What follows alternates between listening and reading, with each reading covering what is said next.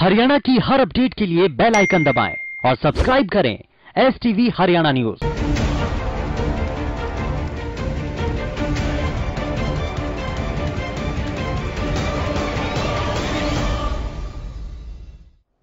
नमस्कार, रात के 8 बज रहे हैं और प्रदेश की सबसे बड़ी चर्चा में आप सभी का स्वागत है। मैं हूं आपके साथ कीर्ति कंसल।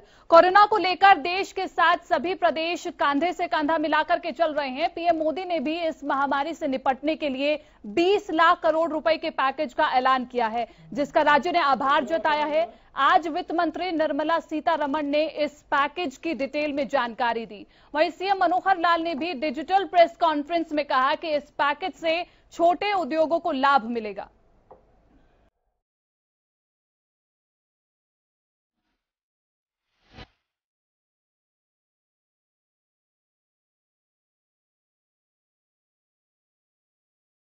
कोरोना से निपटने को लेकर देश भर में युद्ध स्तर पर अभियान जारी है और खुद पीएम मोदी इस अभियान की अगुवाई कर रहे हैं।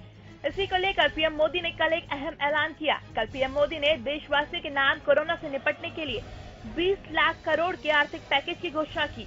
पीएम ने कहा कि ये पैकेज भारत की जीडीपी का करीब 10% है। ये पैकेज आत्मनिर्भर भारत बनाने के लिए काम करेगा और देश की विकास यात्रा को नई गति देगा। आज वित्त मंत्री निर्मला सीतारमण ने केंद्र सरकार के 20 लाख करोड़ के राहत पैकेज पर प्रकाश डालते हुए बताया कि समाज के कई वर्गों से बातचीत करके ये पैकेज तैयार किया गया है। वित्त मंत्री ने साफ किया कि गरीबों के लिए सरकारी मदद जारी रहेगी। उन्होंने बताया कि 41 करोड़ खातों में सीधे मदद की जाएगी, साथ ही छोटे उद्योगों को 3 लाख करोड़ का गारंटी लोन दिया जाएगा। This is to spur growth and to build a very self-reliant India, and that's where this whole initiative is called as Atmanirbhar Bharat Abhiyan. And the word Atmanirbhar India is the one which you will be hearing me say quite often. I know, coming from South India, a lot of people wondered what it actually meant. So for their benefit, I'll just say what it means in the 4 languages, subject of course to perfectionist corrections. Suya Sarbu Bharadam in Tamil. We had the DBT based reforms, based on which today, as we look at the migrants, look at the poor, look at the lockdown in their lives and the impact it has made in their lives, the DBT enabled us to directly put money into their accounts, and they didn't even have to go to the bank to collect it. The bank mitras were able to come and deliver the money, and therefore that reform, based on Jan Dhan accounts, based on Aadhaar and based on mobile technology, has brought a revolution in this country which many countries do recall now. उधर CM Manohar Lal ने भी आज press conference करके corona को लेकर जानकारी दी। CM ने केंद्र सरकार के विशेष पैकेज की जानकारी दी और कहा कि अर्थव्यवस्था को इससे मजबूती मिलेगी। प्रधानमंत्री जी ने कल जो देश को संबोधित किया और देश की जनता को संबोधित करने में उन्होंने एक विश्वास प्रकट किया, और हम सबका भी विश्वास उसमें है ही है कि हम अपनी इन परिस्थितियों को किस प्रकार से ठीक कर सकते हैं, इस कोरोना की लड़ाई में मुकाबला करके कैसे इसको पार पा सकते हैं। कल उन्होंने एक आर्थिक पैकेज की घोषणा की थी, 20 लाख करोड़ रुपए का आर्थिक पैकेज। इसमें से लगभग 2 लाख करोड़ का पैकेज तो पहले से ही जो उन्होंने गरीब कल्याण योजना के अंतर्गत बताया था, उसको जोड़ करके ये सब 20 लाख करोड़ रुपए का पैकेज बनने वाला है। उसी क्रम में आज हमारे वित्त मंत्री जी ने बहुत सी घोषणाएं की हैं, आप सब लोगों ने उसको सुना ही होगा।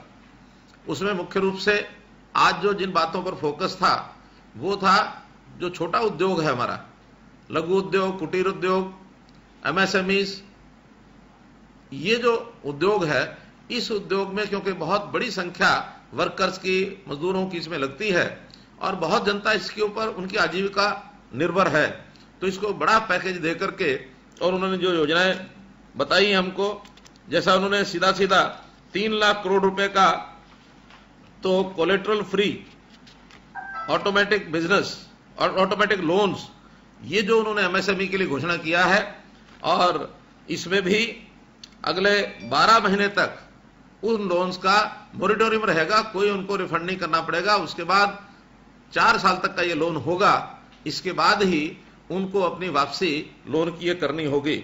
मैं समझता हूं एमएसएमई को आगे बढ़ाने के लिए एक बहुत बड़ा ये पग है जो उठाया गया है।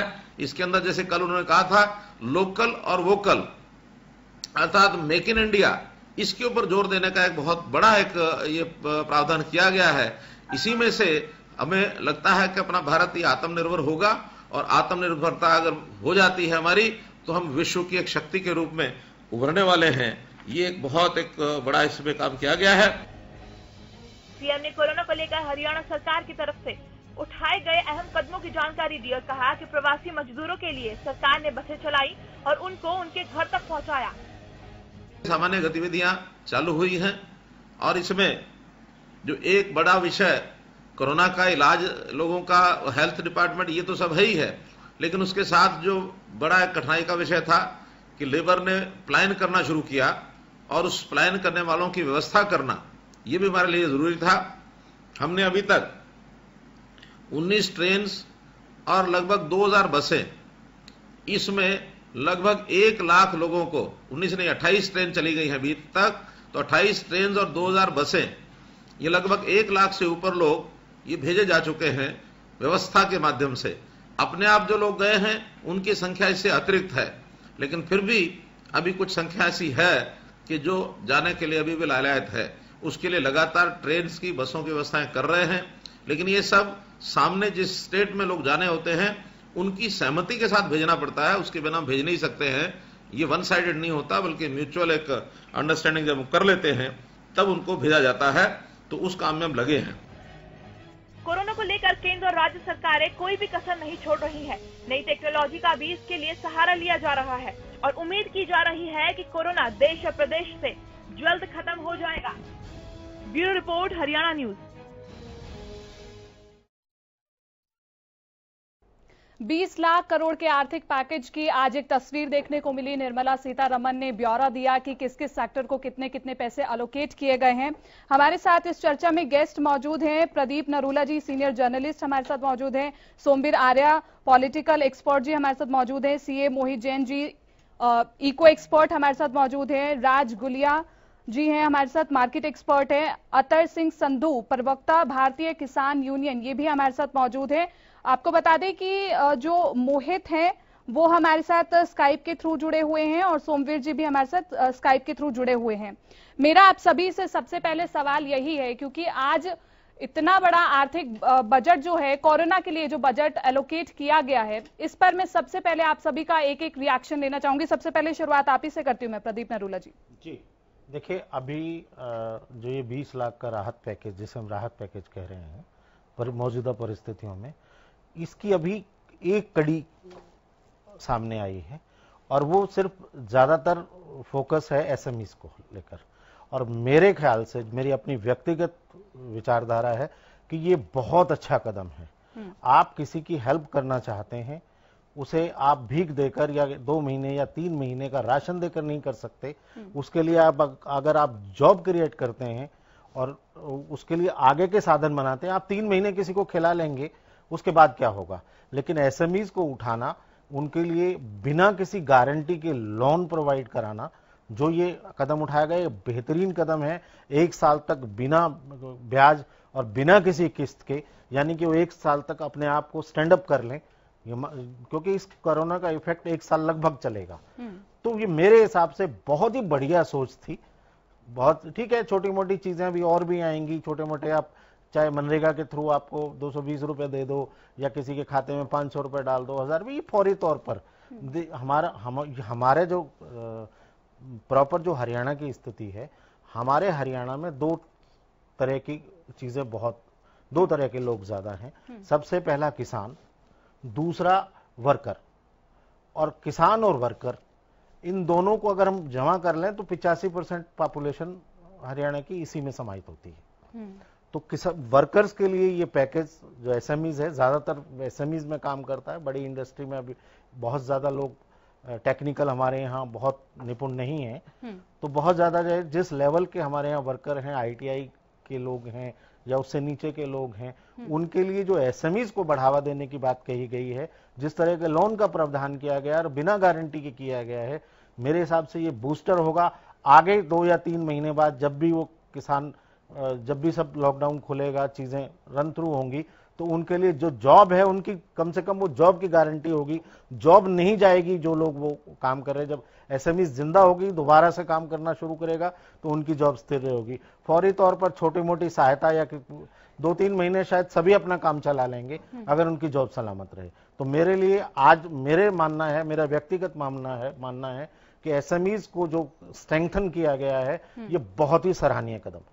ठीक है मोहित जी, आपकी नजर में कैसा है ये आर्थिक बजट कोरोना के लिए? आभार करना चाहूंगा हरियाणा न्यूज का। और आज जो FM साहिबा ने आज बजट जो पेश किया, ये मैं कहता हूँ कि जो फरवरी में जो बजट पेश किया था, जो आम बजट पेश किया था, उससे भी कहीं अच्छा बजट आज जो प्रेस कॉन्फ्रेंस में FM साहिबा ने जो दिखाया, 12 पॉइंट्स उन्होंने अपने बताए। MSME सेक्टर्स को बढ़ाने का, बैंकिंग को कंट्रोल, NBFC को प्रमोट करने का, और सबसे बड़ी बात इस बजट में ये थी कि ये कॉर्पोरेट की बजाय एक मिडिल मैन के ऊपर बिल्कुल फोकस करके बनाया हुआ था, क्योंकि आज जो सबसे ज्यादा 54% हमारे नेशनल लेवल पे पॉपुलेशन है, वो मिडिल मैन की है। और कहीं ना कहीं सबसे पहले कोई भी संकट अगर देश के ऊपर आता है, तो उसका सबसे बड़ा संकट मिडिल मैन को झेलना पड़ता है। उसके लिए सबसे बड़ी दिक्कत ये होती है कि जो अपने पास लोग काम करने के लिए लगाता है, उनकी तनख्वाह नहीं दे पाता है, उसका माल नहीं बिक पाता है। तो आज जो MSME सेक्टर को प्रमोट करने के लिए मैडम ने 6 स्टेप बताए, कितने अच्छे तरीके से कि इन्वेस्टमेंट क्राइटेरिया बढ़ाया, टर्नओवर क्राइटेरिया बढ़ाया गया। तो कहीं ना कहीं वो आज इकोनॉमी में एक जान फूंकने के जैसा है कि कहीं ना कहीं इकोनॉमी को बड़ा और बढ़िया बनाने के लिए है। और मैं नरूला साहब से बिल्कुल एग्री करता हूं कि जिन्होंने कहा कि सराहनीय कदम है, ये बहुत अच्छा कदम है। और ये बजट से भी, जो फरवरी में बजट पेश किया गया था, आम बजट जो पूरी जनता के लिए रखा गया था, उससे कहीं ज्यादा आज की प्रेस कॉन्फ्रेंस आज आने वाली अर्थव्यवस्था के लिए कहीं ना कहीं हमारे लिए अच्छी साबित होगी। ठीक है, सोमवीर आर्या जी, आपकी नजर में आज का बजट? जी आकृति जी, देखिए आज जो 20 लाख करोड़ का पैकेज है, मेगा पैकेज कह लीजिए इसको, इसका कभी और डिटेल तो बाद में आएगा, लेकिन आज जो MSCs के लिए जो किया है, जैसे हमारे पर्व मित्र बता रहे थे, ये बहुत ही अच्छा। देखिए हम पिछली डिबेट में यही कर रहे थे कि जो लेबर है, जो मजदूर है, जो पलायन कर गया है, उसको कैसे वापस लाया जाए और कैसे अपना उद्योग चल सके। खेती के अलावा दूसरा जो उद्योग है, दूसरी जो इकोनॉमी की हमारी अर्थव्यवस्था हरियाणा की, वो इन उद्योगों पर टिकी हुई है। और स्मॉल और मीडियम जो है इंटरप्राइज, इसी पे टिकी हुई है। तो इसके बहुत बड़ा कदम है। और एक इसमें MSCs का एक तो सबसे बड़ा जो जल्दी ही हमारे आम आदमी की समझ नहीं आता, इसका एक क्राइटेरिया बढ़ाया गया, उसकी डेफिनेशन बदल दी है।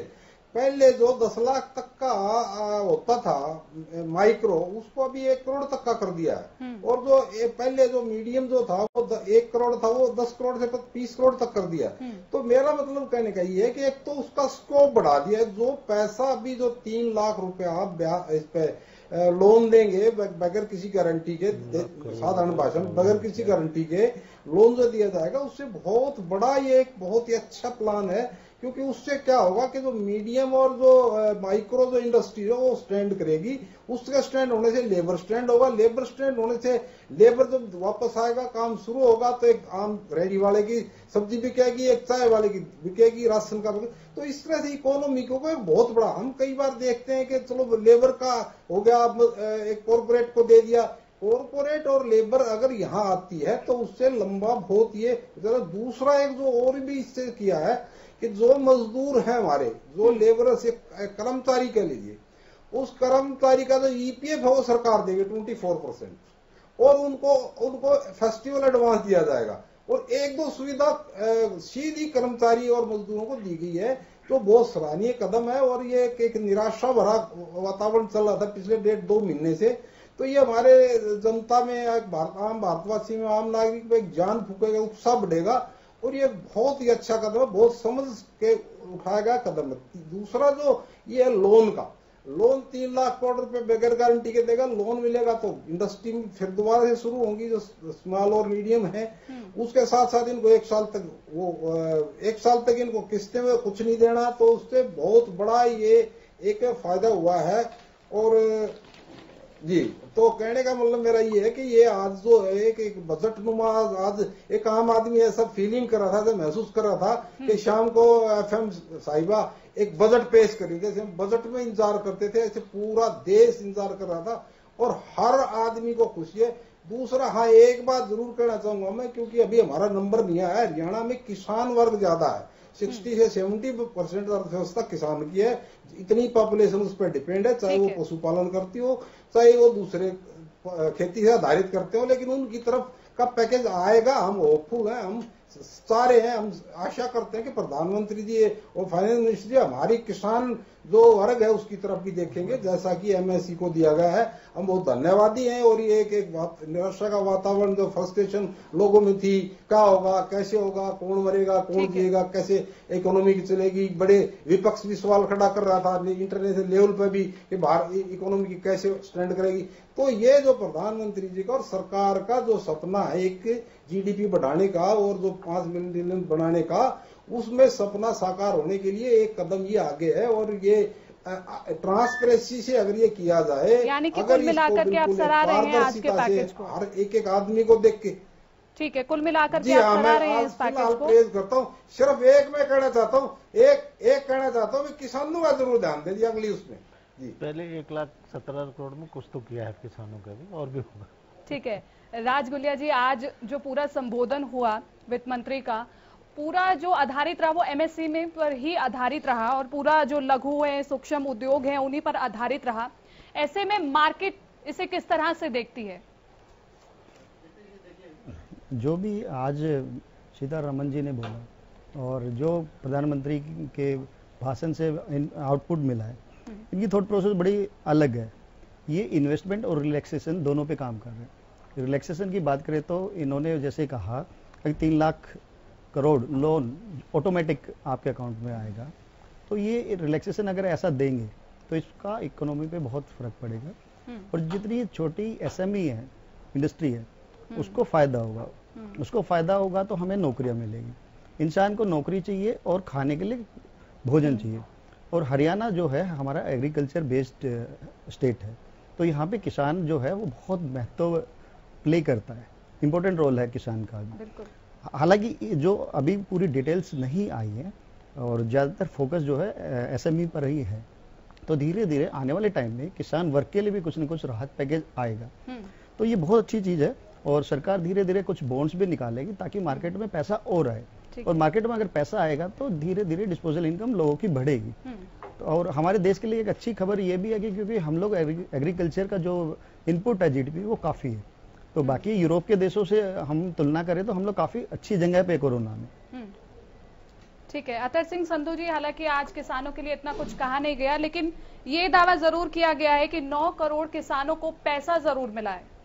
इस पर रिएक्शन आपका? देखिए जी, अच्छी बात है। सब अर्थशास्त्री और जितने एक्सपर्ट लोग थे सब ने आज बजट इसकी तारीफ की है 20 लाख करोड़ रुपए की। अच्छी बात है, अगर इंडस्ट्रीज को बढ़ावा मिलेगा निश्चित रूप से मजदूर को भी बढ़ावा मिलेगा। मजदूर 2 जगह काम करता है, किसान के साथ काम करता है, इंडस्ट्री के साथ काम करता है।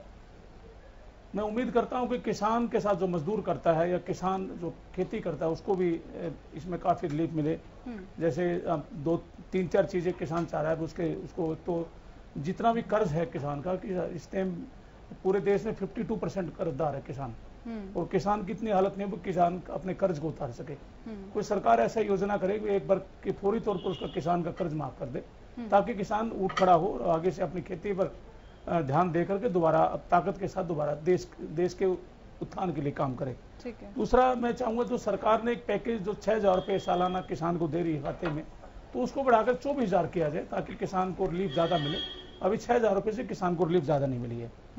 और किसान, उम्मीद करता हूँ इस बजट जो ये घोषणा है इसमें किसान के लिए जो किसान को लोन मिलता है 50,000 पर एकड़ के हिसाब से 5,000, जो 5 एकड़ के किसान है उसको 2.5 लाख रुपए के आसपास किसान लोन दे रही है, 4% जो दे रही है, तो 3 लाख रुपए को, तो उसको बढ़ा के 6 लाख रुपए किया जाए और उसका इंटरेस्ट रेट 1 रुपया किया जाए, तो ये इससे किसान, जो गरीब किसान है, नॉर्मल किसान है, जो छोटी जोत का किसान है, वो ऊपर उठेगा। तो निश्चित रूप से किसान वर्ग है वो भी देश के उत्थान में भागीदार बनेगा। निश्चित रूप से वो भी अपने बच्चों का गुजारा कर पाएगा, क्योंकि देश इस टाइम किसान के हालात बहुत खराब है। सरकार ने बार बार, अच्छी बात, हम ये नहीं कहते किसान के लिए आप वेटेज क्यों दो, उसके लिए जो आप ऐलान करते हो अच्छी बात हो, लेकिन किसान के लिए भी करना चाहिए। मैं पीछे बताऊंगा, पिछले जो पैकेज था, पिछले जो 5 साल, तो उसमें 50 बड़ी बड़ी कंपनियों का 68,000 रुपए, हम 68 लाख रुपए की टैक्स में 68,000 करोड़ रुपए की टैक्स में छूट दी। तो हम भी चाहते हैं किसान को भी ऐसी छूट मिलनी चाहिए ताकि वो भी उभर सके। इंडस्ट्री के लिए आप बड़ी बड़ी इंडस्ट्री का आप उसको टैक्स में छूट देते हो, अभी भी टैक्स की छूट के बहुत प्रावधान आपने इंडस्ट्री में किए हैं, और बड़ी बड़ी कंपनियां तो लोन लेकर एनपीए हो जाती है, उनका भी आप प्रावधान करते हो। तो किसान के साथ एक छोटा लोन का होता है मुश्किल से किसान का, और वो भी किसान की गलती नहीं, क्योंकि किसान की फसल खराब हो जाती है ओलावृष्टि से, बाढ़ के कारण या सूखे के कारण किसान की जब फसल बर्बाद होती है तो किसान उस लोन को नहीं भर पाता और उसको ऊपर इंटरेस्ट लगा के उसके लिए बड़ा मुश्किल हो जाता है। तो ऐसे अगर पैकेज में किसान के लिए कुछ चीजें आएंगी तो निश्चित रूप से विकास होगा किसान का भी। ठीक है मोहित जी, मेरा अगला प्रश्न आपसे है, जिस तरह से आज एमएसएमई की परिभाषा को बदल दिया गया है, 1 करोड़ से 5 करोड़ तक निवेश वाली कंपनी माइक्रो रहेगी, 10 करोड़ से 50 करोड़ तक वाली कंपनी स्मॉल रहेगी, 20 करोड़ से 100 करोड़ तक वाली कंपनी मीडियम रहेगी। मेरा सवाल आपसे ये है कि ये जो एमएसएमई की परिभाषा बदली है, इससे इकोनॉमिक पर क्या असर पड़ेगा? देखिए, एमएसएमई की जो परिभाषा आज बदली गई है, इससे इकोनॉमी में 3 एस्पेक्ट्स पे इफेक्ट आएगा। पहली बात, एम्प्लॉयमेंट जनरेशन, रोजगार मिलेगा। जब तक आज सुनने में आता है कोरोना के चक्कर में इतने मजदूर निकाल दिए गए, इतने एम्प्लॉइज निकाल दिए गए, इतने लोग बेघर कर दिए गए, इतने लोग बेरोजगार हो गए। जब एमएसएमई की डेफिनेशन में सरकार ने 25 लाख से उसको 1 करोड़ किया है, जहां 5 करोड़ था उसको 10 करोड़ कर दिया, 10 करोड़ को 100, मतलब जहां बढ़ाई गई है लिमिट्स में, इसमें अनडाउटेडली बिना कोई शक के ये सिंपल सा एक मतलब है कि सरकार क्या चाहती है कि ज्यादा से ज्यादा जो मध्यम वर्गीय फैमिली है, जो मध्यम वर्गीय उद्योगपति हैं, वो आगे आए, लोगों को रोजगार दे, अपना व्यापार बढ़ाएं। आज देखिए 4 साल का सरकार ने एक लोन बनाया कि 3 साल बाद आपको 4 साल तक की किस्त जाएगी और 1 साल बाद आपको उसको रीपे करना स्टार्ट करना पड़ेगा। ये क्या है? क्योंकि आज कोई भी बिजनेस, कोई भी इकोनॉमी चलती है वो बिना पैसों के, बिना लिक्विडिटी के नहीं चल सकती। और आज जो पूरी प्रेस कॉन्फ्रेंस हुई उसमें कहीं ना कहीं लिक्विडिटी पे फोकस किया गया। आप देखिए पूरे एक भारत से उठा के देखिए, हर जगह सरकार ने पैसों का जिक्र किया है ताकि लिक्विडिटी मार्केट में रोटेट हो, इकोनॉमी में लिक्विडिटी आए। जब तक आपकी जेब से पैसा नहीं निकलेगा, सामने वाले के पास पैसा नहीं पहुंचेगा। ये सरकार ने ये कदम इसीलिए उठाया है ताकि जो एमएसएमई सेक्टर्स है, एमएसएमई सेक्टर में मैं पढ़ रहा था, मैं देख रहा था, मैंने पूरी कॉन्फ्रेंस लाइव भी सुनी थी एफएम साहिबा की, उसमें देखा कि उन्होंने इजीली उसको डेफिनेशन को, पहले मैन्युफैक्चरिंग था और सर्विस था, दोनों के क्राइटेरियाज अलग अलग थे, जबकि अब दोनों का क्राइटेरिया अलग कर दिया। यानी कि कह दिया गया कि चाहे आप मैन्युफैक्चरिंग में हो, चाहे आप सर्विसेज में हो, दोनों एक ही छत के नीचे हो, आओ और अपना उद्योग स्टार्ट करो, आइए अपना बिजनेस स्टार्ट कीजिए। कल जब प्राइम मिनिस्टर साहब ने ये आत्मनिर्भर का दिया तो सबने अलग अलग एस्पेक्ट से इसको बनाया कि अब तो आप खुद इंडिपेंडेंट हो जाइए, सरकार आपका साथ नहीं देगी। भैया सरकार आपका साथ दे रही है। आप ये बताइए, पूरे विश्व की बीमारी है कोरोना, कौन सी गवर्नमेंट ने आके आज फाइनेंस पैकेजेस को रिलीज किया? कौन सी गवर्नमेंट ने आकर, कौन से देश की गवर्नमेंट ने आकर कि आइए व्यापार स्टार्ट कीजिए, हम आपको सहायता देंगे? किसी ने नहीं कहा। सिर्फ एक भारत सरकार है जिसने सबसे पहले तयशुदा टाइम से आकर अपने उद्योगपतियों को बचाने के लिए, अपना बिजनेस को बचाने के लिए, और उन्होंने यही नहीं कहा कि सिर्फ आप स्टार्ट कीजिए, अदर कंट्रीज की कंपनीज से भी वो अलायंस करने के लिए तैयार है कि जो चाइना में मैन्युफैक्चरिंग होती है आप वहां से छोड़ के इंडिया में आइए, हम आपको उनसे सस्ते दामों में। योगी जी की आपने देखा होगा प्रेस कॉन्फ्रेंस में उन्होंने कहा कि मैं बाहर से जितनी कंपनीज है उनको मैं यूपी में, इंडिया में लाने की कोशिश कर रहा हूँ। ये क्या है? ये सिंपल एक चीज है कि एम्प्लॉयमेंट जनरेट करना, रोजगार बढ़ाना। दूसरा, इनकम जनरेशन। इनकम जनरेशन क्या होगा कि जब आज आप कोई बिजनेस स्टार्ट करेंगे, उसमें सरकार आपकी मदद करेगी आपको पैसा देकर, तो कहीं ना कहीं जब आप बिजनेस स्टार्ट करेंगे और एम्प्लॉयमेंट जनरेट करेंगे तो आप भी अपनी खुद की इनकम कमाएंगे। आज आपकी इनकम खर्चा बनेगी दूसरे के लिए और दूसरे का खर्चा तीसरे की इनकम बनेगी। ऐसे ही इकोनॉमी में पैसे का चलता रहेगा, ऐसे ही इकोनॉमी में पैसे का गमन होता रहेगा, आपस में चलता रहेगा। तीसरी चीज क्या है कि ये एक विश्व स्तर की चीजें हैं, सिर्फ ना हरियाणा से मतलब है, ना भोपाल, ना मध्य प्रदेश से, ना राजस्थान से, किसी से नहीं, सिर्फ पूरे हिंदुस्तान की बात है ये। अभी मैं सुन रहा था कि जो अभी किसान का साहब ने कहा, हमारे जो साथ में अपने परिषद में है, कि किसान के लिए शायद सरकार राहत पैकेज देती है। मैं कहता हूँ सबसे ज्यादा जब बजट आता है सरकार किसानों के लिए मेहरबान होती है। सबसे ज्यादा मैं याद है, मैं पिछली बार जब आपके चैनल पे बैठा था, 1 फरवरी का दिन था जब लाइव बजट आया था, तो मेरे साथ आर्य साहब भी बैठे थे, तो हम बात कर रहे थे इस बारे में कि किसानों के लिए पैकेज की। सबसे ज्यादा गवर्नमेंट ने किसानों को पैकेज दिए थे। आज पहली बार कहीं ना कहीं व्यापार को, उद्योग को सोचते हुए सरकार आगे बढ़ी है। तो मैं ये मानता हूं कि जब उद्योगपतियों के लिए सरकार ने इतनी नीतियां सरल कर दी है, इतने रूल्स एंड रेगुलेशंस इजी कर दिए हैं, अब वो टाइम है कि हम उन रूल्स एंड रेगुलेशंस को यूज करें, फॉलो करें, कंसल्ट करें अपने एक्सपर्ट से और उनको फॉलो करके अपना बिजनेस आगे बढ़ाएं। ये मत सोचिए कि अगर हम कोरोना में घर में बैठे रहे, आज तक हम क्या कहते थे, टाइम की कमी है हमारे पास, हमको टाइम नहीं मिल पाता। हमारे पास टाइम की कमी नहीं है, हमारे पास डिसिप्लिन की कमी है, अनुशासन की कमी है। सरकार ने हमें मौका एक बार दोबारा दिया है, उस मौके को पकड़ सकते हैं, उसको यूज कर सकते हैं और कहीं आगे हम अपने व्यापार को बढ़ा सकते हैं। क्योंकि जब आप कुछ ऐड करना चाहते हैं इसमें? अतर सिंह जी, अतर सिंह मोहित जी, जैसे अभी आप कह रहे थे पिछले बजट में किसानों को काफी दिया सरकार ने, जरा मैं सुनना चाहता हूं, 1-2 चीज बताएंगे जरा, किसानों के लिए क्या राहत पैकेज दिया, या क्या किसानों के लिए बीजेपी सरकार ने किया, या पिछले 7-6 साल में सरकार ने किसानों के लिए क्या किया? सबसे पहले मुद्दा जो किसानों के लिए स्वामीनाथन आयोग की रिपोर्ट थी, उस पर क्या किया सरकार ने? सर देखिए, इसमें आप बिल्कुल ठीक कह रहे हैं कि क्या किया। सर आप जितने लोन कर्ज माफ हुए हैं वो सबसे पहले सरकार के माफ हुए हैं। आप उठा के देखिए ना सर बजट रिपोर्ट को, किसान का पूरा लोन माफ हुआ पूरे 7 साल में, किसान का कोई लोन नहीं माफ हुआ। करोड़ का सर, 32,000 करोड़ का जो पूरा नेशनल लेवल पे सरकार के ऊपर कर्ज, किसानों के ऊपर कर्ज था, वो सरकार ने माफ किया। नहीं कोई माफ, पिछले 6 साल में मोहित जी कोई कंफ्यूज है आप लोग, पिछले 6 साल में किसानों किसी स्टेट में 1-1 लाख रुपए वो भी सरकार ने घोषणा की थी, वो बात अलग थी, लेकिन अलग पूरे इंडिया में, इंडिया लेवल पे सरकार ने कोई लोन माफ नहीं किया। सिर्फ अलग अलग 3-4 स्टेटों में जिनकी सरकार थी वहां थोड़ी थोड़ी उन्होंने घोषणा की थी, वो भी पूरी तरह से नहीं हो पाया था, इंप्लीमेंट नहीं हो पाया। अतर सिंह जी, अगले 2 दिन पे बाकी हैं, क्या आपको आशा है कि तो उम्मीद करते हैं, हम तो उम्मीद करते हैं, जैसे हम इंडस्ट्रीज का साथ देते हैं, किसान चाहता है भी दूसरे को, हम नहीं कहते भी इंडस्ट्री को ना मिले, इंडस्ट्री को मिले लेकिन किसान को मिले। सरकार अब तक जो किसानों के लिए कर रही है वो आपको लगता है कि नाकाफी है? इंडस्ट्री की सोच यही रहती है हमें इंडस्ट्री को सब कुछ मिल जाए, किसान को कुछ ना मिले।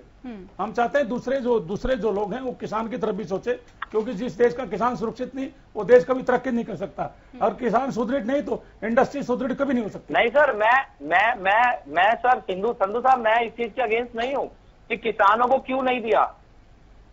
संधू साहब जी, मैं इस चीज के अगेंस्ट नहीं हूँ कि किसानों को क्यों नहीं दिया।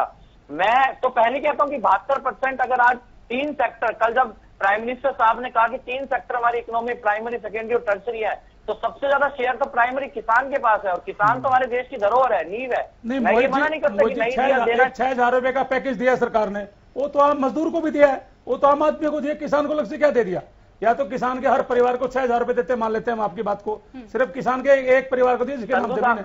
संधू साहब आप ये देखिए कि कोरोना जैसी महामारी में भी सरकार ने आपके लिए, किसानों के लिए अपनी फसलें मंडी खोली बेचने के लिए। आप मुझे ये बताइए कि कोरोना में कहीं ना जो लघु व्यापार थे, जो मध्यम व्यापार थे, वो ग्रसित हुए नहीं हुए? आज आप सोचे कि जिसकी इनकम मात्र 20,000 रुपए थी, आज उस बेचारे का 20,000 रुपए इनकम नहीं आ रही, वो कुछ खा नहीं पा रहा, कुछ कर नहीं पा रहा, अपने बच्चे नहीं पाल पा रहा, बट फिर भी कहीं ना कहीं किसान आज अपना धान, अपनी सरसों मंडी तक पहुंचा पा रहा है। आपको व्यापार, आपको तय, सरकार के तय सीमा अनुसार आपको पूरा बकाया जो पैसा है आपके अकाउंट में दिया जाता है, बट जो मिडिल मैन के लिए सरकार कहीं ना कहीं एक स्टेप उठाया है, तो ये एक मिडिल मैन के लिए भी अच्छा, कहीं ना कहीं किसान के लिए भी 2 दिन बाकी है। मैं इसमें प्रदीप जी को भी ऐड करना चाहूंगी। प्रदीप जी, क्या आपको वाकई लगता है कि सरकार जितनी योजनाएं चला रही है वो नाकाफी है किसानों के लिए? देखिए नहीं, मैं किसानों को और राहत मिलनी चाहिए, लेकिन मैं अतर सिंह संधू जी की इस बात से कतई इत्तेफाक नहीं रखता कि पिछले 6 साल में कोई राहत नहीं मिली। देखिए, अभी संधू जी ने अपने वक्तव्य में कहा कि 4% का वो किसान क्रेडिट का लोन उसको 1 रुपए पे लाना चाहिए, यानी कि मानते हैं कि 4% पे किसान को 3 लाख रुपए क्रेडिट कार्ड के थ्रू मिलते हैं। आप कैसे भूल जाते हैं कि ये किसान के लिए नहीं है? नंबर 2, अभी आप देख लिए कि इसी चैनल पर बैठकर अतर सिंह संधू जी ने या किसी और किसान नेता ने मेरे सामने कहा, मैं भी एक किसान हूं, कि 3 महीने का वो ब्याज, कोरोना पीरियड का वो ब्याज किसान क्रेडिट कार्ड का सरकार ने माफ कर दिया। बताएं माफ किया या नहीं किया? बताइए नहीं, आप बताइए माफ किया या नहीं किया। लेकिन हाँ, ये मैं कह सकता हूं कि किसानों को और रियायत चाहिए। आप ये नहीं कह सकते कि कुछ नहीं किया। देखिए आप जो 4 लाख रुपए 3 लाख रुपए लोन किए वो इस 5 साल में नहीं किया, वो पिछले हाँ नहीं, आपने 6 साल का वक्तव्य दिया, आपने 5 साल भी नहीं कहा। आपने कहा 6 साल में किसान को कोई राहत नहीं मिली, दैट्स ऑल। मैंने कहा 6,000 रुपए मिले, मैं कब मना कर रहा हूं? 6,000 रुपए, वो 6,000 रुपए अलग चीज है। जिस मुद्दे क्या 3 महीने का कोरोना पीरियड का वो ब्याज उस किसान क्रेडिट कार्ड का किसान माफ किया या नहीं? आपके पास मैसेज आया नहीं आया? मैं आपकी बात से सहमत हूं, मैं आपकी बात से उस बात से सहमत हूं, लेकिन मेरा इस बात से क्या जिस मुद्दे पर सरकार आई थी भाई, हम देखिए मैं आपको आशाएं लगातार बहुत सारी चीजें और हैं। लगातार मैंने पहले भी कहा कि 85% वर्कर और किसान हैं, दोनों को आप अगर राहत देते हैं, इनको बढ़ावा देते हैं, इनके लिए योजनाएं लाते हैं, तो सारा देश समाहित हो जाता है। क्योंकि इन दोनों के फलने फूलने से बाकी के 15% लोग भी अपना व्यापार करते हैं। इनके पास परचेजिंग कैपेसिटी होगी तो बाकी के 15% बिजनेस चला पाएंगे। इनके पास पैसा होगा तो मार्केट चल पाएगी। ये बात बिल्कुल सही है। मैंने पहले भी कहा, शुरुआत में कहा कि अभी और चीजें आनी बाकी है। लेकिन इस बात से नहीं नकार सकते कि सरकार कुछ नहीं कर रही है। हाँ, ये बात नहीं कह सकते कि सरकार ने कुछ नहीं किया। ये मुख्य बिंदु आप रखना चाहते हैं। यहाँ मैं माफी के साथ कहना चाहूंगी, एक छोटे से हम ब्रेक के लिए रुक रहे हैं, लेकिन ब्रेक के उस पार चर्चा यूं ही चलती रहेगी। बिल्कुल।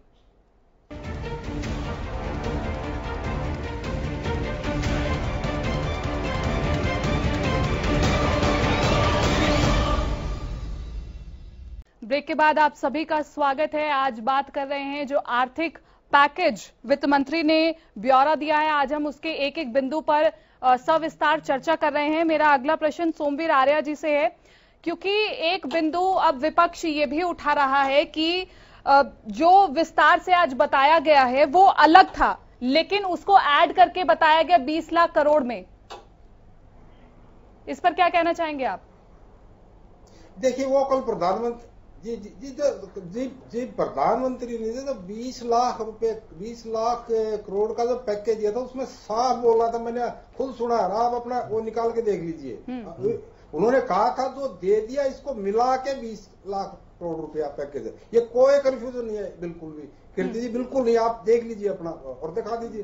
जो लोग कहते हैं कि वो मिला के बोला, उन्होंने वर्ड यूज है। दूसरा मैं जो कहना चाह रहा हूँ, आज की जो ये है 6 लाख करोड़ रुपए का, इसमें बिजली कंपनियों को भी 90,000 करोड़ रुपए दिया गया है। इनकम टैक्स के लिए, इनकम टैक्स में टाइम पीरियड बढ़ाया, नवंबर तक आप दे सकते हो। मजदूरों के लिए ईपीएफ मत किया, उनको एडवांस के लिए प्रोविजन किया।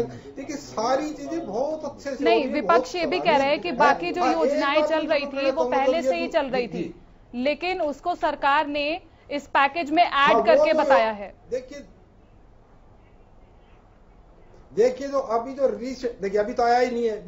20 लाख है, 6 लाख का हिसाब किताब दिया एफएम साहिबा ने, और 1,80,000 करोड़ रुपए का ऑलरेडी ये डिक्लेयर कर चुके।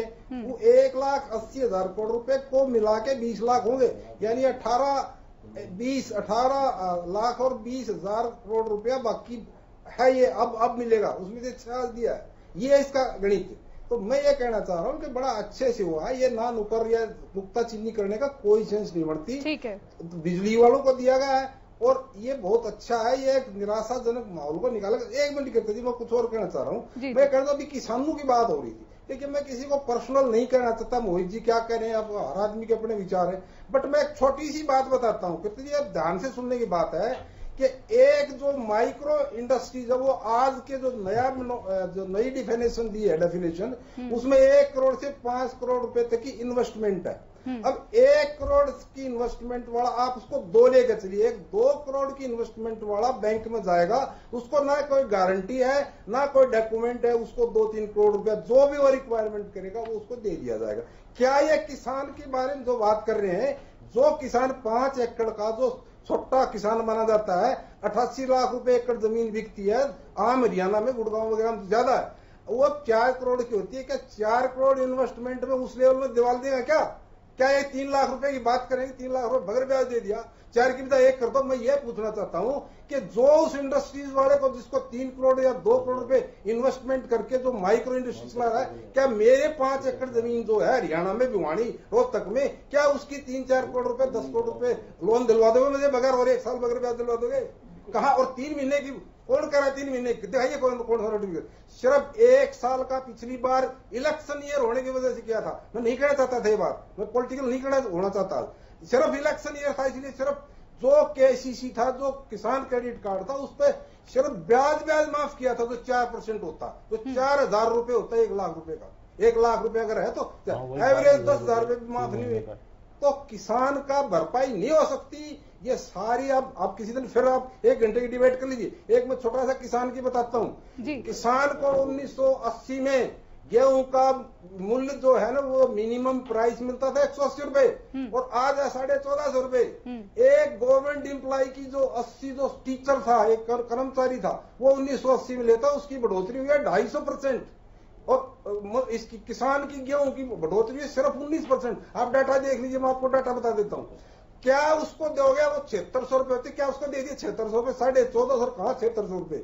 तो आप किसान को मत कंपेयर करिए किसी से। किसान अन्नदाता है, किसान को आप कहीं अकोमोडेट नहीं कर सकते। सुप्रीम कोर्ट का एक ऑफिसर है, मैडम मैं एडवोकेट हूं, मैं बताता हूं आपको। सुप्रीम कोर्ट के जो जजेज, उनको 21,000 रुपए कपड़े धुलाई के मिलते हैं, जिनको एसी गाड़ी में से, एसी घर से, एसी ऑफिस में आना होता है। क्या किसान को मिलते हैं? एक पुलिस मिलिट्री के ऑफिसर्स को जो 20,000 मिलते हैं, उनका आपस में झगड़ा है कि हम बॉर्डर पर बैठे, उनको 21,000 रुपए क्यों देते हैं, हम 20 क्यों देते हैं? और किसान को क्या दिया जाता है कभी? क्या कभी मेडिकल अलाउंस देते हैं? कोई दुर्घटना अलाउंस मिलता है कभी? कोई घूमने का मिलता है? कोई यात्रा कर मिलता है? क्या बातें कर रहे हैं। लेकिन ठीक है, आज ये पॉलिटिक्स नहीं है, किसान पर किसी दिन फिर कर लेंगे। आज मैं ये कहना चाहता हूं कि बहुत सराहनीय है, और मैं सिर्फ आगे ये चाहता हूं कि ये किसान का देखें, क्योंकि हरियाणा और पूरी देश में किसान के बगैर, किसान को उठाए बगैर ये देश नहीं उठ सकता। पिछले 70 सालों में यही होता है, और ये ना करें, अब ये ना करें। हमारी रिक्वेस्ट है, हमारी अपील है कि आप जो है ना, ये किसानों का बराबर ध्यान रखिए। जी ठीक है, और भी बिंदु है जिन पर आज चर्चा करनी जरूरी है, क्योंकि किसानों के लिए जब अगले दिनों में बजट एलोकेट होगा तो उस पर हम सविस्तार फिर से चर्चा करेंगे। मोहित जी, मैं आपके पास आना चाहूंगी। जिस तरह से आज अलग अलग सेक्टर्स को बजट एलोकेट किया गया है, आप कितने सहमत हैं उससे?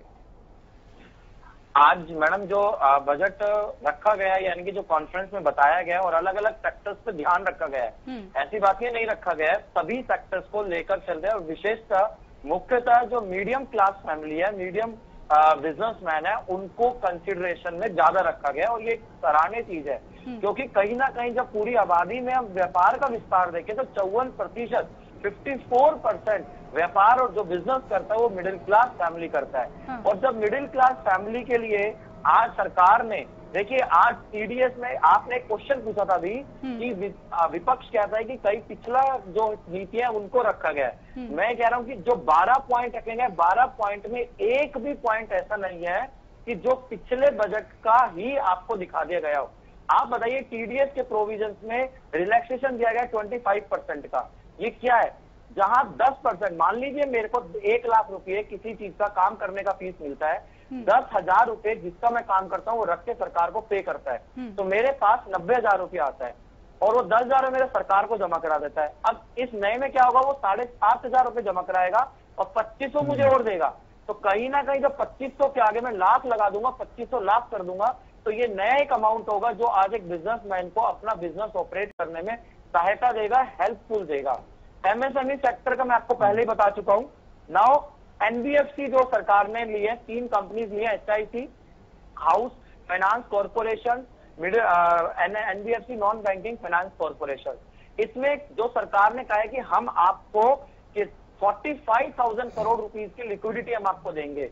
ये सिंपल सी बात है कि जब, हालांकि बीजेपी का हमेशा मुद्दा रहा है रोटी कपड़ा और मकान, तो कहीं ना कहीं इन्होंने इसमें रोटी कपड़ा मकान तीनों को इन्वॉल्व करते हुए इन्होंने मिडिल बिजनेसमैन का और मिडिल फैमिली का ध्यान रखा है। रियल एस्टेट सेक्टर जो काफी टाइम से सुस्ती के दौर में था, बिल्कुल डाउन टू द अर्थ चला गया था, उसको उभारने के लिए सरकार ने कहा है कि हम एक अर्बन मिनिस्ट्री जो है वो नई रूल्स एंड रेगुलेशन इशू करेगी, जिसके कारण जो काम अटक गए थे या आपको सर्टिफिकेट नहीं मिल पा रहा था, आपको मालिकाना हक नहीं मिल पा रहा था, उसके लिए डेट एक्सटेंड कर दी गई है। अगला डायरेक्ट टैक्स में सरकार ने बहुत सारे बेनिफिट्स दिए हैं। अब देखिए, आप ग्लोबल टेंडर जो सरकार ने कहा है कि 200 करोड़ रुपए का था, मैं कहता हूं इसी टॉपिक को देखिए। 200 करोड़ रुपए का जो ग्लोबल टेंडर था, ये कहा गया कि बिना कोई टेंडरिंग प्रोसेस के आपको सरकार प्रिक्योर कर लेगी 200 करोड़ रुपए का सामान। आप बताइए, ग्लोबल टेंडर में आज लोकल व्यापारी नहीं आ पाता था, क्योंकि उसके लिए इतनी रूल्स पॉलिसीज थी कि वो कहीं भी उसमें बिल्कुल। मेरा अगला क्वेश्चन ग्लोबल टेंडरिंग को लेकर ही है। राजगुलिया जी से मेरा अगला प्रश्न है, अब मार्केट में किस तरह की चेंजेस इसके बाद देखे जाएंगे, क्योंकि प्रधानमंत्री नरेंद्र मोदी ने भी इस पर जोर दिया था कि अब हमें लोकल से वोकल पर जोर देना होगा, और आज उसको लेकर के विशेष बजट भी एलोकेट किया गया। जी कीर्ति, जैसे प्रधानमंत्री का नारा था स्वदेशी नारा, ठीक है, तो उन्होंने बिल्कुल सही अप्रोच के साथ काम किया। जितना हम स्वदेशी चीजों का इस्तेमाल करेंगे उसका कंजम्पशन बढ़ेगा, और कंजम्पशन बढ़ेगा तो जो एक हमारी इनकम है वो हमारे देश में ही रहेगी, और जो छोटी छोटी लघु उद्योग है उनको फायदा मिलेगा। तो ये बहुत अच्छा, एक ग्लोबल लीडर जब ये चीजें बोलता है तो ये चीजें हर इंसान सुनता है। और अगर हम बात करें तो काफी सालों से हमारा जो स्वदेशी प्रोडक्शन है और कंजम्पशन है वो बढ़ा भी है, तो ये बहुत अच्छी चीज है, और इसीलिए प्रधानमंत्री ने रिलैक्सेशन दिया है।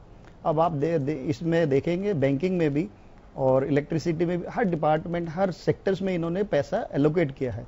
अब ये धीरे धीरे इसकी गाइडलाइंस आ जाएंगी, इनकी एसओपी आ जाएंगी, तो आप देखेंगे कि बिल्कुल सही टारगेट किया है कि जो मिडिल क्लास इंसान है, जो सबसे बैकबोन है हमारी कंट्री की, सबसे ज्यादा वही सफर करता है।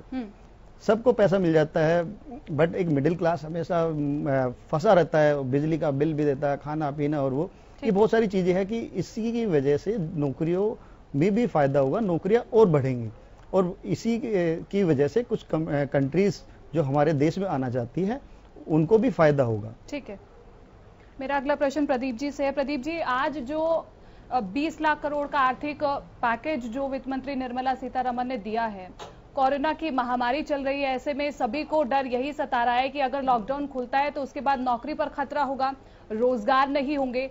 क्या लगता है सरकार इस पैकेज के थ्रू धीरे धीरे अर्थव्यवस्था को पटरी पर ला पाएगी?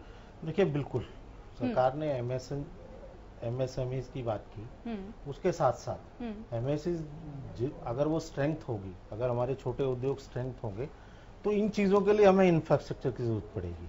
बिजली कंपनियों के लिए उन्होंने 90,000 करोड़ का प्रावधान कर दिया, क्योंकि अगर हमारे पास हम बिजली नहीं दे पाएंगे तो वो कारोबार कैसे चलेगा। चाहे रोड, बिल्डिंग्स, इंफ्रास्ट्रक्चर के लिए चाहे उन्होंने पैसा एलोकेट नहीं किया हो, लेकिन नियम बहुत डाइल्यूट कर दिए हैं कि आप नियम इतने डाइल्यूट कर दिए कि आप सीधे से छोटी छोटी कंपनियां भी हमारी पार्टिसिपेट कर सकती हैं। खाली पहले ये प्रावधान था कि आप जब तक 49% फॉरेन शेयर नहीं होगा तब तक आप टेंडरिंग में भाग नहीं ले सकते, बड़े टेंडर में। तो वो 200 करोड़ तक का आप इंडिया में ही, इंडिया की कंपनी ही ले पाएगी। तो ये बहुत सारी चीजें को रिलेटेड की गई हैं। आज जो पूरा के पूरा वो किया गया है, छोटे लघु उद्योग, छोटे और मंझले उद्योग की बात की गई है, माइक्रो उद्योग की बात की गई है, उसको कोरिलेट भी किया गया है। उसके साथ जितना भी इंफ्रास्ट्रक्चर आपको चाहिए उसको स्ट्रेंथन करने के लिए उसका बजट एलोकेट किया गया है। तो ये सारी चीजें हैं। और देखिए, आप अभी कोरोना संकट है, सबको नौकरियों की मार पड़ रही है, तो कहीं कहीं क्योंकि सरकार को सब पता है, नौकरियां गई हैं, कहीं कटौती भी हुई है, तो सीधे तौर पर कह दिया कि पूरे साल में आप 12% पीएफ में नहीं 10% जमा कराएंगे, यानी कि वो 2% की बचत होगी, आपके पास कैश फ्लो में आएगा। और 15,000 से नीचे वालों की 24% ईपीएफ का पैसा भी सरकार जमा करेगी। तो बहुत सारी चीजें हैं। धीरे धीरे धीरे धीरे जो परेशानियां सरकार को दिखाई दी, जो परेशानियां सामने आई, क्योंकि आज उन्होंने एक ही सेक्टर पे फोकस किया है। आज की जो प्रेस कॉन्फ्रेंस थी, आज की जो चीजें थी, वो मेन एक ही सेक्टर पे फोकस थी। मैं आप ही से एक प्रश्न लेना चाहती हूँ, इसे मैं ऐड करना चाहती हूँ, क्योंकि अदर पार्टीज जो हैं और कुछ लोग भी हैं, ऐसे आम जनता भी है, वो ये सोच रहे हैं कि ऐलान तो किया गया था कि 20 लाख करोड़ का पैकेज का ऐलान होगा, लेकिन बहुत छोटे से एक पूरे तबके में सिमट करके रह गए हैं। तो उनकी आशा को किस तरह से आप आगे? नहीं, अभी एक, मैंने बार बार कहा ना कि अभी एक सेक्टर की बात हुई है, कल की प्रेस कॉन्फ्रेंस में दूसरे सेक्टर की बात होगी। देखिए, हमारी 80% इकोनॉमी, 80% पॉपुलेशन दो चीजों पे रिलाई करती है, वर्कर प्लस किसान, एग्रीकल्चर प्लस वर्कर। तो आज वर्कर की बात हुई है, और चीजें किसान भी आएंगे और चीजें भी सामने आएंगी। अभी सिर्फ एक ही सेक्टर की बात हुई है और उससे जो कोरिलेटेड चीजें थी, चाहे वो ईपीएफ का मामला हो, चाहे वो इंफ्रास्ट्रक्चर का मामला हो, बिजली का मामला हो, वो चीजें कोरिलेट करके उनको स्ट्रेंथन किया गया है। क्योंकि अगर एक चीज को फोकस करके छोड़ दिया जाता तो कल को यहीं बैठे विपक्ष के लोग कहते थे बिजली तो है नहीं, अब बिजली की तरफ तो सोच नहीं रहे हैं। तो साथ के साथ 90,000 करोड़ का प्रावधान कर दिया गया है। आप देखिए, रोड बिल्डिंग इन चीजों को बनाने के लिए आपके पास घर नहीं है, तो पहले से ही प्रावधान कर दिया गया है कि हमको इसको स्ट्रेंथ करने के लिए ये बजट हमने साथ के साथ रख दिया है। तो वो को रिलेटेड है सारी चीजें। आज की जितनी भी चीजें हैं, जो 6 चीजें हैं, वो सारी एमएसएमईज को कोरिलेटेड करती हुई चीजें हैं, उनमें अलग से कुछ नहीं है। कल जो विषय आएगा वो उससे कोरिलेटेड होंगी। तो अभी बहुत कुछ आना बाकी है। अभी तो जब 2 लाख करोड़ का पैकेज है जी, क्योंकि आज ये भी कहा गया कि जो छोटे उद्योग है, लघु उद्योग है, उनको ई मार्केटिंग के साथ जोड़ा जाएगा व्यापार मेले में, ताकि वो ज्यादा से ज्यादा शामिल हो। क्या ये संभव लगता है कि हमारी ई मार्केटिंग इतनी स्ट्रांग है कि वाकई हम इस पर काम कर पाए? जी कीर्ति, अगर हम पुराना डाटा देखें तो आज की डेट में हर इंसान जानता है कि ई कॉमर्स क्या है। हम पहले कभी किसी इंसान ने 10 साल पहले सोचा नहीं था कि इंडिया में ई कॉमर्स भी एक कोई चैनल उभरेगा। और ये महामारी की वजह से अब लोग मजबूर हो गए उस चैनल की तरफ आकर्षित होने की। तो ये इनोवेशन ऐसा नहीं है कि सिर्फ हमारे इसी सेक्टर में रहेगा, ये इनोवेशन कृषि सेक्टर में भी जाएगा। अब अगर आप बात करेंगे तो जो पहले आड़ती सिस्टम होता था, वो धीरे धीरे ऑर्गेनाइज सेक्टर की तरफ आ रहा है। लेकिन इसमें दिक्कत यही है कि किसान ज्यादा जागरूक नहीं है। नहीं कीर्ति, देखिए इसमें बहुत सारी कंपनीज का भी पैसा आया है। अगर आप बात करें तो किसी बहुत सारा एफडीआई की बात करें, उन्होंने भी पैसा डाला है। ये जो ई कॉमर्स है, आज अगर वर्ल्ड की बात करें तो जो बड़े ब्रांड्स है वो 4-5 हमारी कंट्रीज में है, और वो सारे ए टाउन्स जो टायर सिटी 1 कहते हैं उनमें भी है और बी में भी पहुंच गए। तो आज पहले हम लोग क्या करते थे, ने इसी कॉन्सेप्ट को लेकर बहुत बड़ा समझौता किया, बहुत बड़ा समझौता किया। अब अगर हम पहले बात करें तो पहले हम सिर्फ जो ग्रोसरी वगैरह थी उसमें आए थे ई कॉमर्स में। अब हम ई कॉमर्स में वेजिटेबल्स में भी आ गए, जो किसानों को फायदा हुआ। ठीक है, ग्रोसरी में भी आ गए हैं, वेजिटेबल्स में भी आ गए हैं, हम लाइफस्टाइल में भी आ गए। डायरेक्ट कंज्यूमर तक जाने की जो सोच है वो ई कॉमर्स से ही होगी। तो ई कॉमर्स से क्या है कि आपका एक तो प्रॉफिट आपके पास ज्यादा आता है, और आपकी रीच बढ़ती है। तो जागरूकता की अगर बात करें तो जो ये क्रांति मोबाइल में आई थी, तो उस क्रांति का फायदा आज की डेट में मिल रहा है। अतर सिंह जी इसमें कुछ ऐड करने चाह रहे थे, बहुत छोटा सा। मैं एक बात कहूंगा, मैं चाहता हूँ किसान सेक्टर को भी जैसे इंडस्ट्री सेक्टर की तरफ उसको बराबर उसको हेल्प करना चाहिए, क्योंकि किसान भी प्रोडक्शन करता है, इंडस्ट्री प्रोडक्शन करती है, तो दोनों को बराबर बेनिफिट देने चाहिए ताकि किसान भी उसी तरह उभर सके। अभी सब पूरे देश में सब्जी का इतना बुरा हाल है, जो सब्जी हमारे 40 रुपए किलो बिकती थी, 2 रुपए किलो या 8 रुपए किलो मार्केट में धक्के खाती है। कोरोना का नुकसान किसान को भी हुआ है। तो मैं चाहता हूं, देखो सोमवीर आर्य जी हो या प्रदीप नरूला जी या गुलिया साहब, सब किसान हैं, और सोमवीर आर्य जी ने किसान के बिल्कुल दर्द अच्छी तरह बखान किया, उसका मैं धन्यवाद करूंगा, उन्होंने पूरी तरह से समझा। सभी को किसान के बारे में सोचना चाहिए। किसान किसान की जो स्थिति है ना देश में, बहुत बुरा हाल है। मैं जानना चाहूंगा अभी किसान जो 2-3 दिन में जो सरकार घोषणा करने वाली है, वो किसान के ऊपर भी ज्यादा फोकस करे ताकि किसान भी अच्छी तरह जी। मैं इसमें कुछ ऐड करना चाहूंगा। अतर सिंह संधू जी, पिक्चर सर उम्मीद करते हैं, लेकिन पिक्चर बहुत से किसान ऐसे भी हैं जो खुश भी हैं। जब पिक्चर आती है ना तो किसान बाद में दी एंड ही हो जाता है किसान का।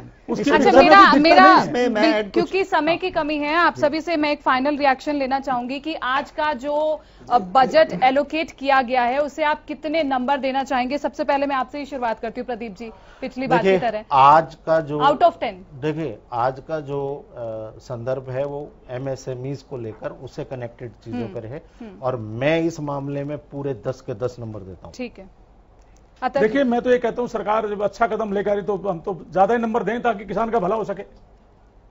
यानी कि आप लुभा रहे हैं।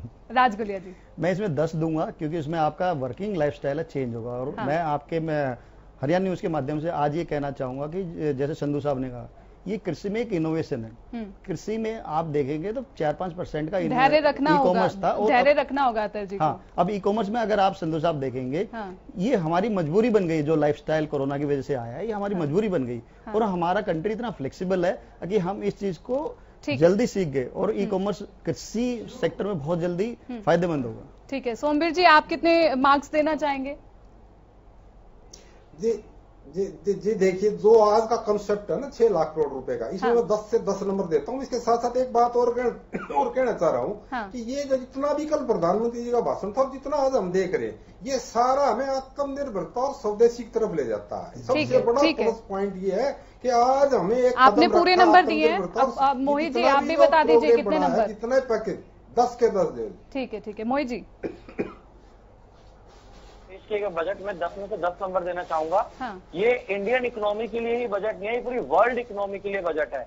और आप देखिएगा कि कोरोना के बाद जब कोरोना महामारी खत्म हो जाएगी विश्व स्तर से, तो पूरे विश्व स्तर पे भारत की अर्थव्यवस्था होगी जो चरम सीमा पे होगी, और भारत एक ऐसा देश होगा जो सभी देशों को जीतकर सबसे ऊपर चरम सीमा पर अपने प्रथम स्तर पर पहुंचेगा। बिल्कुल, हम यही आशा करते हैं कि जो रिएक्शन आप दे रहे हैं इतने पॉजिटिव, इससे मनोबल बढ़े सरकार का और हम आगे ऐसे ही बढ़ते रहें। किसानों की जो उम्मीदें हैं उन पर अभी हम बात करेंगे, क्योंकि आगे आने वाले 2 दिन और हैं। हम उम्मीद करते हैं कि किसानों के लिए भी अच्छा खासा बजट एलोकेट करे सरकार। फिलहाल इतना ही, मुझे दीजिए इजाजत, नमस्कार।